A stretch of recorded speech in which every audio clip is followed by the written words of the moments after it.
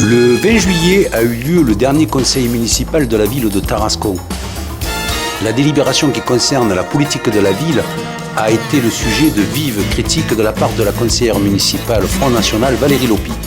Elle répondait au rapporteur du projet, le 5e adjoint, Max Ouvrat. Alors, monsieur le rapporteur, chers collègues, j'ai davantage des réflexions. En fait, j'ai lu les 36 pages du contrat de ville 2015-2020 et j'avoue que pour habiter justement en QPV, puisque j'habite dans le centre-ville, et pour travailler aussi en QPV, eh bien, j'ai été souvent scandalisée en fait par le diagnostic posé sur ce QPV et puis surtout les solutions apportées. Alors j'ai listé cet après-midi un certain nombre de réflexions, je vais essayer d'être claire. Tout d'abord, si vous voulez, pour l'ensemble de ce rapport, je trouve qu'il est vraiment emblématique de la gestion socialiste, à la fois dans sa présentation elle-même du document ainsi que sur le fond.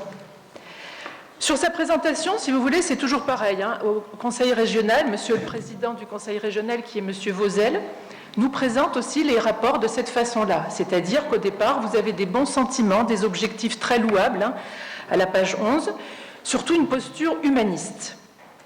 Mais pas de description du concret, de la réalité, mais une série de concepts, comme par exemple, j'ai relevé sur Tarascon, pas assez d'ouverture et d'intégration au tissu urbain communal. Et c'est un concept, mais ça ne dit pas ce que c'est que cette réalité. On ne dit d'ailleurs surtout pas que ce territoire est en réalité la carte de l'immigration. Que ce soit sur Arles ou sur Tarascon, le Trébon, Griffeuil, Bariol, Ferrage et le centre-ville représentent finalement la carte de l'immigration. Ça, on ne le dit pas, c'est un gros mot. Un langage aussi, dans ces délibérations, un langage qui finalement atténue la réalité du problème. À la page 14, j'ai relevé qu'on parle d'une fonction parentale affaiblie. En fait, cette fonction parentale affaiblie, ça veut dire que c'est des parents qui laissent les enfants dans la rue. On parle aussi de désintérêt du voisinage. Alors en fait, le désintérêt du voisinage, je pense au mien par exemple, eh bien c'est le harcèlement des braves gens qui souhaitent vivre paisiblement. Ces conduites à risque, c'est la drogue et le deal. Voilà. Ça, c'est pour le langage. Donc, bien sûr, le diagnostic est travesti. Quand vous travestissez le langage, vous travestissez le diagnostic. Et si on travestit le diagnostic, eh bien, on ne peut pas trouver les solutions qui répondent aux besoins de la population. Dans la présentation du document aussi, on ne dit rien sur le bilan de la politique de la ville, mise en œuvre depuis bientôt 40 ans. Si cette politique était une réussite, eh bien, nous serions sortis de ce dispositif. Nous remettons 1 million par an au niveau de la CCM. J'ai retrouvé un article de la Provence de 2013 qui disait déjà, en 2013, la CCM a mis 1 100 000 € dans ce dispositif. Et le bilan, en tout cas, c'est qu'aujourd'hui, on doit remettre 800 000 €. Alors, mon analyse déjà en ce qui concerne le diagnostic général, parce qu'à la fin du document, à la page 31, il y a le diagnostic sur Tarascon. Là, je vais vous parler du diagnostic général.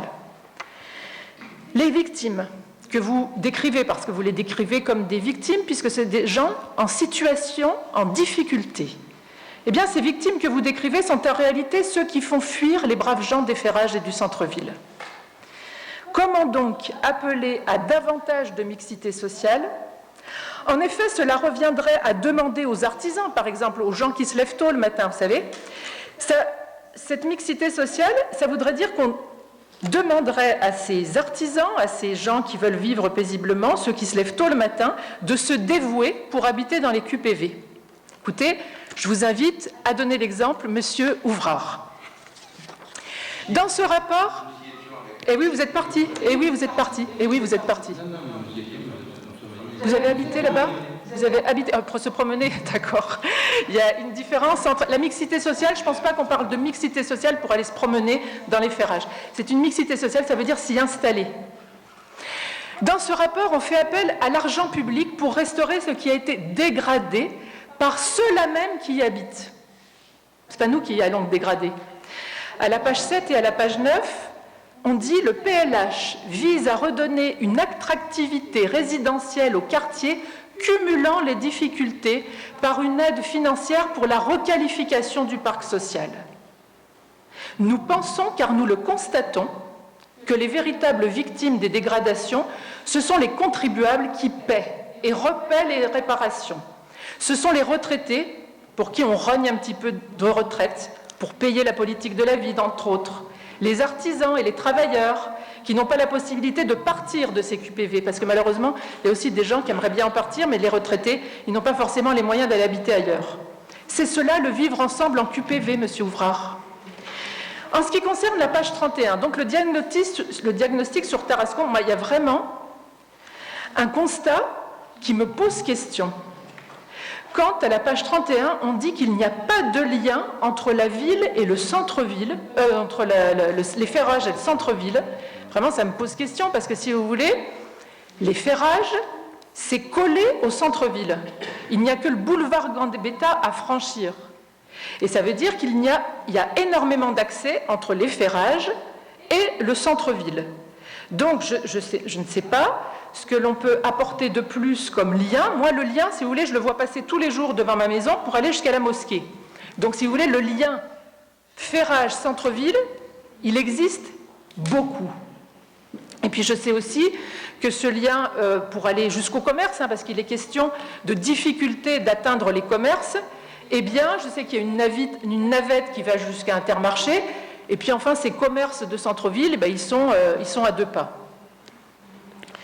Alors, je vais parler maintenant des solutions de cette politique de la ville, les solutions qui sont décrites dans ce contrat de ville.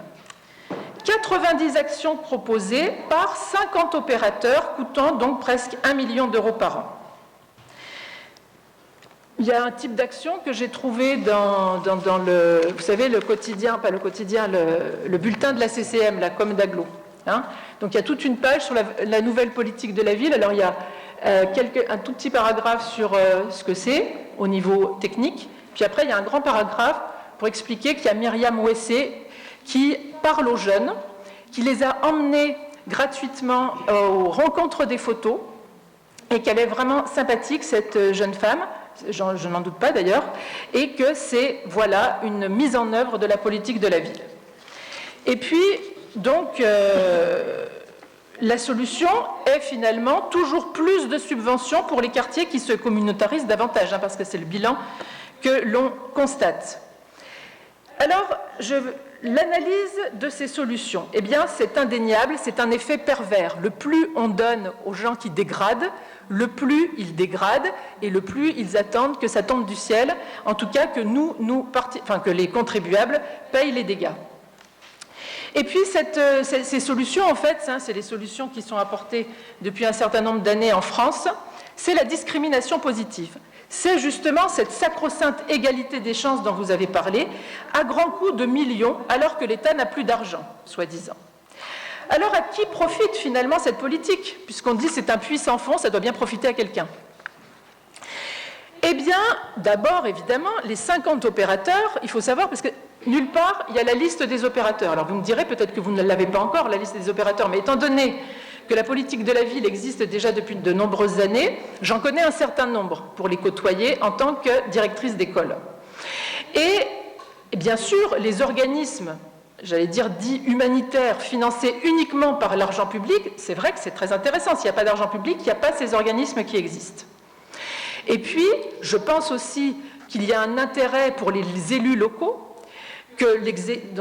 bien sûr, surtout pour l'exécutif, qui peut être en tout cas celui qui va venir donner ces subventions et qui va leur dire, voilà, vous avez droit à cette subvention parce que vous rentrez dans le cadre de ces interventions et du coup, effectivement, je pense que ça renforce le poids des élus locaux. J'allais dire électoralement aussi.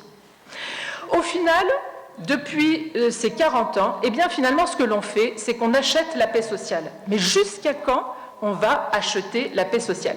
D'autant plus que vous savez qu'aujourd'hui, nous ne sommes ni en guerre, ni en paix.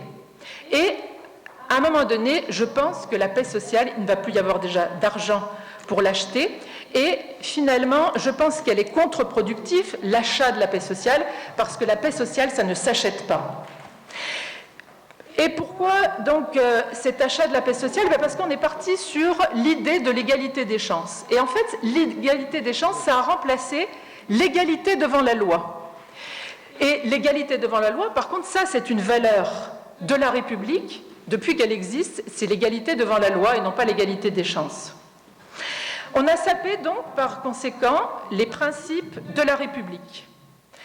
Parce que si on veut l'égalité des chances, si vous voulez, et que on n'oblige pas à respecter la loi, eh bien, par exemple, ça fait comme ce qui se passe à l'école. Rien ne sert de financer la lutte contre le décrochage scolaire. Là, c'est pareil, il va y avoir beaucoup de subventions pour la lutte contre le décrochage scolaire, l'illettrisme, alors qu'en fait, si vous voulez, il y a quand même l'école de la République, et l'école de la République, c'est le lieu où on apprend. Voilà. Donc si c'est vrai qu'il y a énormément d'absentéisme et de plus en plus d'absentéisme scolaire dès l'école primaire, et je ne crois pas du tout que ce soit les organismes humanitaires payés par la politique de la ville qui vont remplacer l'école. Et effectivement, on n'a pas les moyens de faire appliquer la loi de la République qui dit que l'école est obligatoire. Donc on va payer pour le décrochage scolaire. On paye aussi, par l'intermédiaire du Conseil régional, très fort cette lutte contre le décrochage scolaire. Donc, jusqu'à quand on va acheter cette paix sociale? Jusqu'à quand? Moi j'appelle ça de la prostitution sur le dos des braves gens. Et la méritocratie républicaine n'a plus sa place. Donc, en gros, nous pensons que les effets pervers de cette politique de la ville telle que vous souhaitez la mener sont tellement graves que nous ne pourrons que nous abstenir, et je vais vous expliquer pourquoi nous ne votons pas contre, mais que nous nous abstenons. Je voulais juste rajouter aussi que vous devez savoir, ici, que Hamedi Coulibaly, vous savez, le responsable, le criminel qui a provoqué les attentats en janvier, eh bien, il avait bénéficié de tous les services de l'État, de la politique de la ville, de la petite enfance jusqu'à jeunesse et sport à travers la politique de la ville, justement. Mais ça aboutit, c'est le moins qu'on puisse dire, à un échec.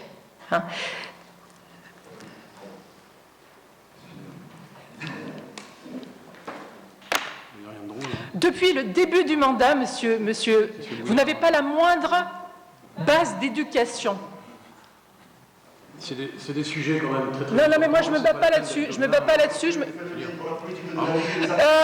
Alors, monsieur le responsable de l'ordre de cette assemblée, est-ce que vous pouvez faire en sorte que monsieur Bouillard ait un minimum de respect pour ceux qui s'expriment?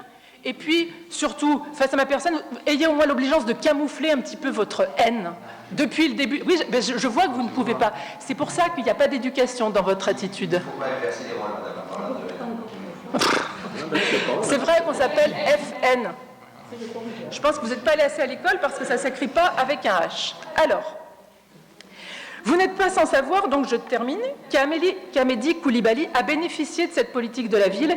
Et justement, en parlant de haine, si cela aboutit à un effroyable échec, c'est qu'en lui s'est dressé un mur de haine contre la France. Et de cela, malheureusement, on n'en parle pas.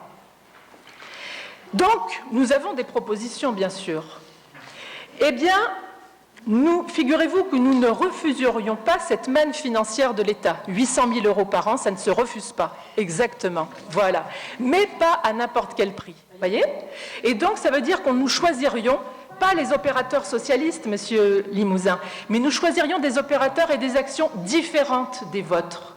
En négociant, par exemple, avec les vice-présidents de la CCM, et puis des opérateurs et des actions qui obligent la population à respecter les règles de la République. C'est là qu'il faut mettre les moyens.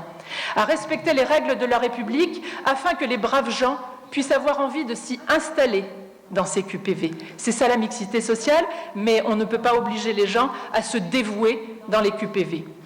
Donc, ma seule question, c'est comment pouvez-vous, mesdames et messieurs les élus étiqueté UMP, comment pouvez-vous cautionner un système socialiste que vous prétendez dénoncer dans vos discours?